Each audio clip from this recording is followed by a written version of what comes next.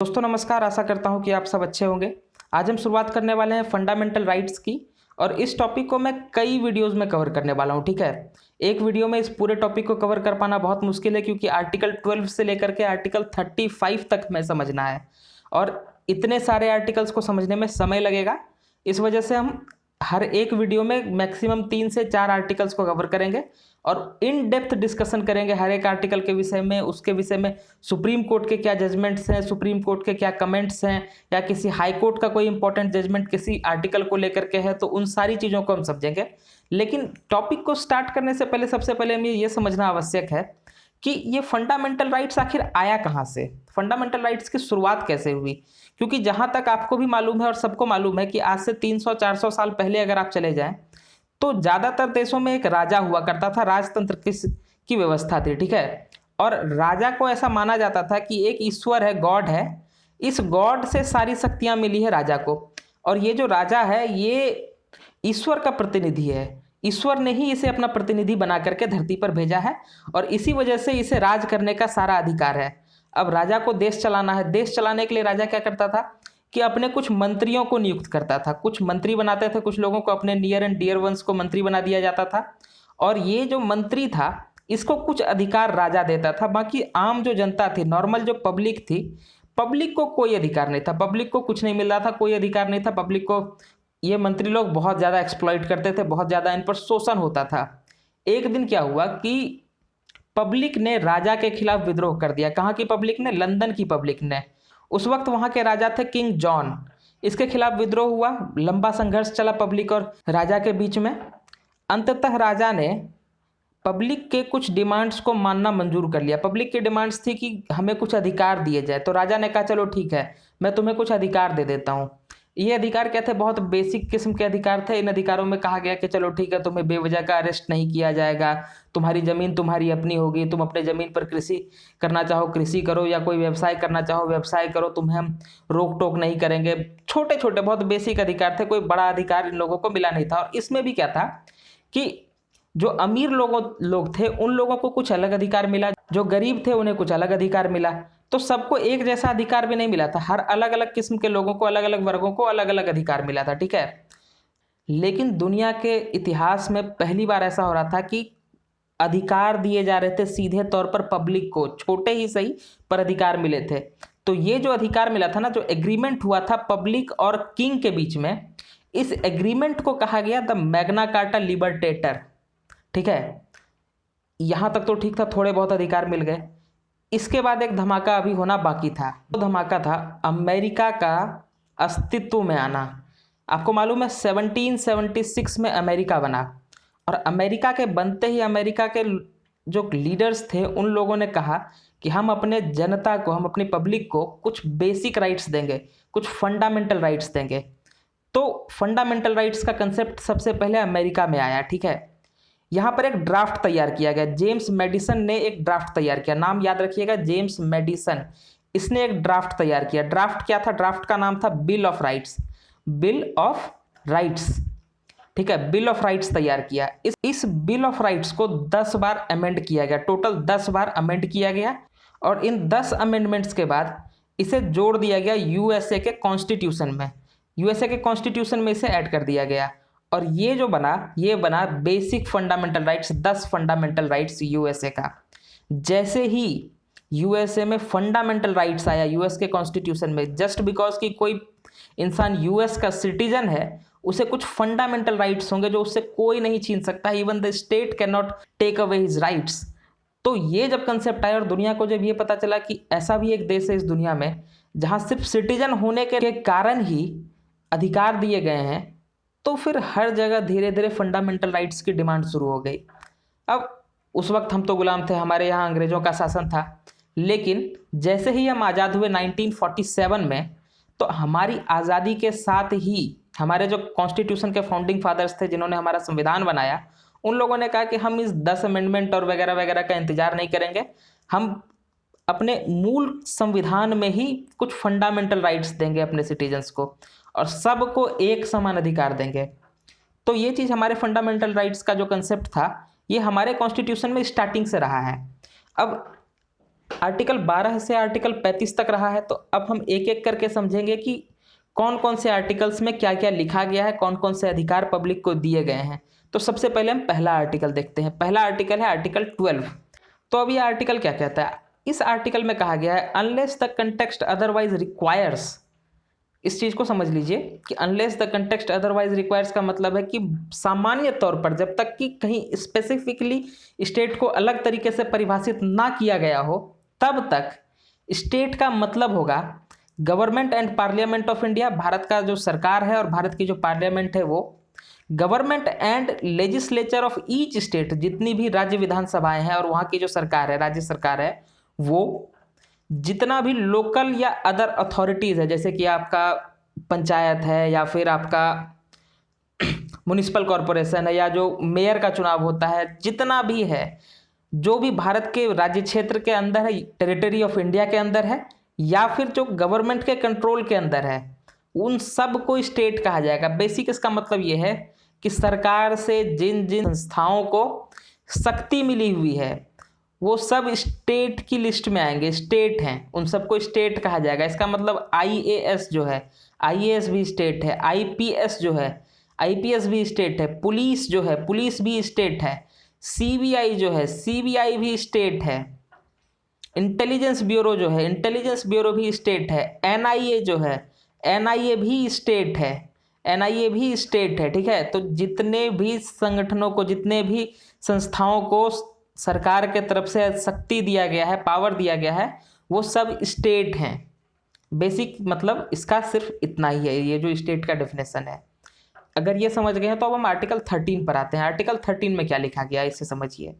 Laws in consonant with और इन derogation of fundamental rights. इसका मतलब क्या है? इसका मतलब मैं आपको आसान भाषा में समझाता हूँ। आर्टिकल में बहुत क्लिष्ट भाषा में लिखा गया है, थोड़ा टफ इंग्लिश है वहाँ पर, तो मैंने इसे ईजी टर्म में लिख दिया है। इसका ईजी टर्म क्या है? Any order, any action, any amendment और any legislation which violates, contravenes, abridges anything in part 3 of the constitution is not law. यहाँ इस टर्म पर ध्यान दीजिएगा, नॉट लॉ लिखा हुआ है। पार्ट 3 क्या है? पार्ट 3 है फंडामेंटल राइट्स। ठीक है, यानी कि कोई भी ऑर्डर जो सरकार की तरफ से आया है या किसी भी स्टेट की तरफ से जो ऑर्डर आया है, स्टेट के ओर से जो ऑर्डर आता है, या कोई एक्शन या कोई भी अमेंडमेंट या कोई भी लेजिस्लेशन, अब लेजिस्लेशन का पावर पार्लियामेंट या स्टेट लेजिस्लेचर के पास होता है। ठीक है, तो ऑर्डर, एक्शन, अमेंडमेंट, लेजिस्लेशन अगर पार्ट 3 ऑफ द कॉन्स्टिट्यूशन को वायलेट कर रहा है, कॉन्ट्रावीन्स कर रहा है या एब्रीच कर रहा है, तो वो लॉ नहीं होगा। यहाँ पर इज नॉट लॉ लिखा हुआ है, इसका ये नेगेटिव है। ठीक है, ये एक तरह का नेगेटिव डेफिनेशन प्रस्तुत कर रहा है। अब सपोज मैं आपको एक चीज़ समझाता हूँ, जरा ध्यान से समझिएगा। मैंने ये एक सर्कल बनाया। सपोज करिए कि दुनिया में ना केवल 2 ही कलर हैं, एक है ब्लैक, ठीक है, और एक कोई और कलर आप मान सकते हैं, जैसे मैंने मान लिया है कि एक है येलो। तो एक है ब्लैक और एक है येलो, तीसरा कोई कलर इस दुनिया में है ही नहीं। तो अब अगर मैं आपसे कहूँ कि भाई साहब आप मुझे येलो को डिफाइन करके बताओ, तो आप येलो को कैसे डिफाइन करोगे? आप कहोगे जो ब्लैक नहीं है वो येलो है। ठीक है, अगर दुनिया में 2 ही कलर हैं और आपसे कहा जाए कि आप किसी एक को डिफाइन करिए, तो उसका अपोजिट वाले को लेकर के, इस संदर्भ को लेकर के ही आप डिफाइन करेंगे ना, कि जो ब्लैक नहीं है वो येलो है। और ब्लैक को डिफाइन करने के लिए कहा जाए तो आप कहेंगे कि जो येलो नहीं है वो ब्लैक है। यही डिफिनेशन होगा इसका। तो इसी तरीके से, ठीक इसी प्रकार से यहाँ जो लॉ के बारे में नहीं बताया जा रहा है कि कानून क्या होगा, इस आर्टिकल में कानून क्या होगा इसकी चर्चा नहीं की जा रही है। इस आर्टिकल में कहा जा रहा है कि कानून क्या नहीं होगा। अब मान लेते हैं कि सरकार ने कोई ऐसा कानून बना दिया जो पार्ट 3 ऑफ द कॉन्स्टिट्यूशन का, यानी फंडामेंटल राइट को वायलेट कर रहा है। तो ऐसे कंडीशन में क्या होगा? ऐसे कंडीशन में आप सीधे जा सकते हैं सुप्रीम कोर्ट, और सुप्रीम कोर्ट के पास एक अधिकार होता है जिसे कहते हैं जुडिशियल रिव्यू। अब जुडिशियल रिव्यू के तहत सुप्रीम कोर्ट देखेगी कि ये जो भी ऑर्डर है, एक्शन है, अमेंडमेंट है, लेजिस्लेशन है, जो भी है, अगर स्टेट की तरफ से हुआ है तो क्या ये पार्ट 3 ऑफ द कॉन्स्टिट्यूशन का वायलेशन है, यानी कि फंडामेंटल राइट्स का वायलेशन है। अगर सुप्रीम कोर्ट को लगता है कि वो ऑर्डर, एक्शन, अमेंडमेंट, लेजिस्लेशन जो भी है वो वायलेट कर रहा है पार्ट 3 ऑफ द कॉन्स्टिट्यूशन को, तो सुप्रीम कोर्ट जुडिशियल रिव्यू करने के बाद उस ऑर्डर, एक्शन, अमेंडमेंट, लेजिस्लेशन को नल एंड वॉइड डिक्लेयर कर सकती है। उसे सीधे तौर पर रद्द कर दिया जाएगा। वो ऑर्डर, एक्शन, अमेंडमेंट, लेजिस्लेशन जो भी होगा वो सीधे तौर पर खारिज हो जाएगा, उसकी कोई मान्यता नहीं रह जाएगी। तो सुप्रीम कोर्ट के पास ये पावर है, ठीक है। आर्टिकल 13 का जिक्र एक जगह और आएगा। कहाँ पर आएगा? जब हम बेसिक स्ट्रक्चर को पढ़ेंगे। बेसिक स्ट्रक्चर में आर्टिकल 13 और आर्टिकल 368 के बीच में जो पार्लियामेंट की पावर्स है कॉन्स्टिट्यूशन को अमेंड करने की, उसके और आर्टिकल 13 के बीच में जो भी कन्फ्लिक्ट है उसको हम समझेंगे बेसिक स्ट्रक्चर में। Basic structure doctrine Keshavananda Bharati के केस के दौरान सुप्रीम कोर्ट ने ही दिया था, तो हम इसे डिटेल में उस समय फिर समझेंगे। अब आ जाते हैं हम अपने चौथे और आखिरी आर्टिकल पे आज के वीडियो के। आखिरी जो आर्टिकल है ये है आर्टिकल 14। आर्टिकल 14 में लिखा गया the state shall not deny. ये चीज़ मैंने यहाँ लिखा नहीं, ये चीज़ मैं आपको समझाना चाहता था। The state shall not deny, यानी कि सरकार जो है वो मना नहीं कर सकती है। किस चीज़ के लिए? इक्वालिटी बिफोर लॉ के लिए और इक्वल प्रोटेक्शन ऑफ लॉ के लिए। इस चीज़ को अगर आप नोट कर रहे होंगे तो the state shall not deny, ये शब्द जरूर अपने नोट्स में यहाँ पर इससे पहले लिख लीजिएगा, और उसके बाद पॉइंट 1 दे करके इक्वालिटी बिफोर लॉ और पॉइंट 2 दे करके इक्वल प्रोटेक्शन ऑफ लॉ, इस तरह से लिखना है, ठीक है। यानी कि विधि के समक्ष समता और विधियों का समान संरक्षण। अब ये दो अलग अलग चीज़ है। पहला क्या है? इक्वालिटी बिफोर लॉ का मतलब क्या होता है?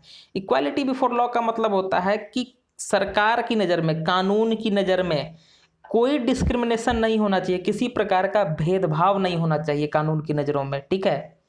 तो ये सिंपल कंसेप्ट है कि कानून के नज़र में सब एक बराबर होगा, इक्वालिटी होगा। दूसरा जो कंसेप्ट है ये थोड़ा सा पेचीदा है, समझेंगे। इक्वल प्रोटेक्शन ऑफ लॉ क्या कहता है? इक्वल प्रोटेक्शन ऑफ लॉ कहता है विधियों का समान संरक्षण। इसका क्या मतलब है? मैं आपको एक एग्जांपल देता हूँ। जैसे सपोज करिए कि ये एक इंसान है, इसकी उम्र है 25 साल, 25 ईयर्स, ठीक है। इसने गोली चलाई और एक बंदा मर गया, ठीक है। वहीं दूसरी ओर एक 12 साल का या 10 साल का बच्चा है, सपोज 10 साल का बच्चा है, ठीक है। इसने गोली चलाई और इसके हाथों भी एक मर्डर हो गया, एक बंदा इसके हाथों भी मारा गया। आपको क्या लगता है कि दोनों को बराबर सजा मिलना चाहिए? ये जो 25 साल का इंसान है ये जान रहा है कि ये जो करने जा रहा है वो अपराध है, वो मर्डर है, ये पनिशेबल ऑफेंस है। लेकिन ये 10 साल का जो बच्चा है इसे कुछ मालूम नहीं है कि ये जो करने जा रहा है, ये गोली चलाएगा तो कोई मर जाएगा, मौत क्या होती है इसे ये भी ठीक से भी समझ में नहीं आ रहा है। तो क्या इसे भी 7 साल मिनिमम जो सज़ा है, 7 साल की सज़ा होनी चाहिए या उम्र कैद की सज़ा? कंडीशंस होते हैं बहुत सारे, वो हम आगे डिस्कस करेंगे कि क्या कंडीशंस होते हैं, किस आधार पर सज़ा दिया जाता है। बहुत सारे सर्कमस्टांसेस भी होते हैं उसके पीछे। या दोनों को हम एक समान सजा दे दें। तो ये एक इम्पॉर्टेंट और बहुत सोचने वाला बात है कि 10 साल के बच्चे को और 25 साल के इंसान को क्या एक समान अपराध के लिए समान सजा दिया जा सकता है? तो इसका सीधा सा जवाब है नहीं, क्योंकि ये अवेयर नहीं है कि ये क्या कर रहा है, जबकि ये फुल्ली अवेयर है कि ये क्या कर रहा है। तो 25 साल वाले इंसान को अलग सजा होगा और 10 साल वाले बच्चे को अलग सजा होगा, जबकि अपराध दोनों ने एक ही किया है, दोनों ने मर्डर ही किया है, फिर भी सजा अलग अलग होगा। इसे कहते हैं इक्वल प्रोटेक्शन ऑफ लॉ, विधियों का समान संरक्षण, ठीक है। ये जो इक्वल प्रोटेक्शन ऑफ लॉ है ये अमेरिकन कंसेप्ट है, और ये जो इक्वालिटी बिफोर लॉ है, ये इक्वालिटी बिफोर लॉ का जो कंसेप्ट है ये ब्रिटिश कंसेप्ट है। तो साधारण तौर पर अगर कहें तो ये जो हमारा आर्टिकल 14 है ये किस चीज़ की बात कर रहा है? ये बात कर रहा है रूल ऑफ लॉ की, कानून का शासन, कानून सबसे ऊपर होगा, इस चीज़ की बात करता है हमारा आर्टिकल 14। अब रूल ऑफ लॉ की अगर बात आई है तो मैं आपको एक बात बता देता हूँ। रूल ऑफ लॉ का जो कंसेप्ट है ना, ये कंसेप्ट दिया था एवी डाइसी ने। ये नाम याद रखिएगा, अगर आपसे कहीं पूछ लिया जाए कि रूल ऑफ लॉ का कंसेप्ट किसने दिया था, तो रूल ऑफ लॉ का कंसेप्ट दिया था एवी डाइसी ने। और रूल ऑफ लॉ का क्या मतलब होता है? रूल ऑफ लॉ का मतलब होता है कि लॉ जो है, कानून जो है वो सुप्रीम है, वो सबसे ऊपर है, उससे ऊपर कोई नहीं है, ठीक है। तो कानून सबसे ऊपर होगा, उससे ऊपर कोई नहीं होगा। अब आर्टिकल 14 को तो हम समझ गए। अब आर्टिकल 14 में कुछ एक्सेप्शंस भी हैं, कुछ इसके अपवाद हैं। तो अपवाद क्या क्या है वो मैं आपको समझा देता हूं। पहले देखिए, आर्टिकल 14 का जो पहला एक्सेप्शन है वो है आर्टिकल 361। आर्टिकल 361 क्या है? आर्टिकल 361 के तहत जो प्रेसिडेंट हैं हमारे देश के और जो गवर्नर हैं हमारे देश अलग अलग स्टेट्स के, ये दोनों को कुछ छूट दी गई है।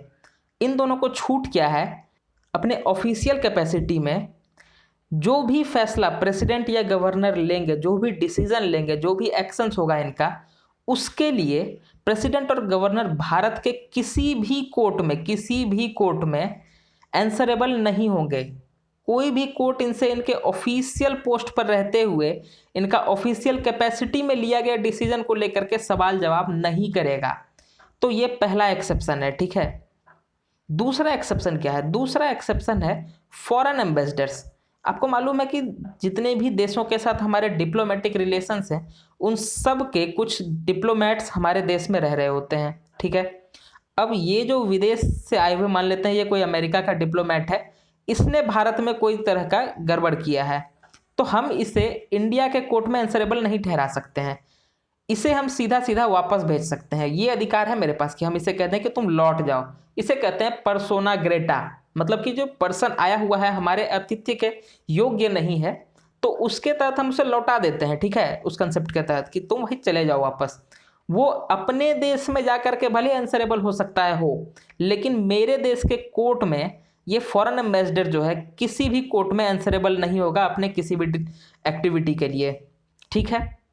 तो इन लोगों को जो है डिप्लोमेटिक इम्यूनिटी मिला हुआ है। तीसरा कौन है? तीसरा है foreign heads of the state. Foreign head of the state कौन है?